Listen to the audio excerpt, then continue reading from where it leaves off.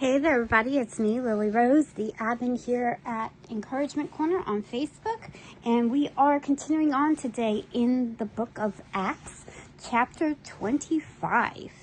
It says, 3 days after Festus arrived in Caesarea to take over his new responsibilities, he left for Jerusalem, where the leading priests and other Jewish leaders met with him and made their accusations against Paul.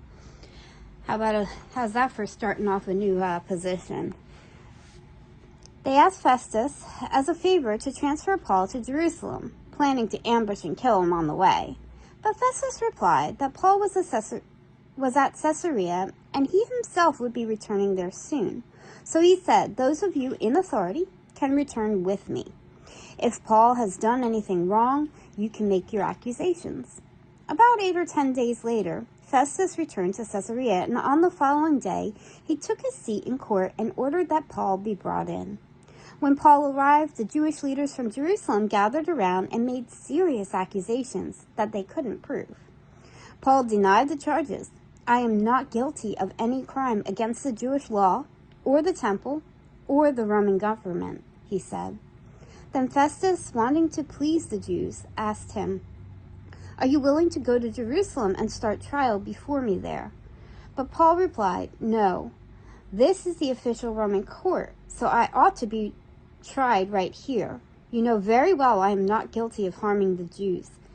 If I have done something worthy of death, I don't refuse to die.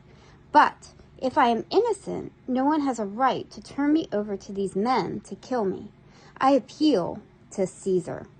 Festus conferred with his advisors and then replied, "Very well. You have appealed to Caesar, and to Caesar you will go." A few days later, King Agrippa arrived with his sister Bernice to pay their respects to Festus. During their stay of several days, Festus discussed Paul's case with the king. "There is a prisoner here," he told him, "whose case was left for me by Felix. When I was in Jerusalem, the leading priests and Jewish elders pressed charges against him and asked me to condemn him. I pointed out to them that Roman law does not convict people without a trial. They must be given an opportunity to confront their accusers and defend themselves. When his accusers came here for the trial, I didn't delay. I called the case the very next day and ordered Paul brought in. But the accusations made against him weren't any of the crimes I expected. Instead, it was something about their religion and a dead man named Jesus, who Paul insists is alive. I was at a loss to know how to investigate these things, so I asked him whether he would be willing to stand trial on these charges in Jerusalem. But Paul appealed to have his case decided by the emperor, so I ordered that he be held in custody until I could arrange to send him to Caesar."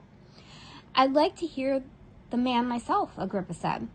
And Festus replied, "You will, tomorrow."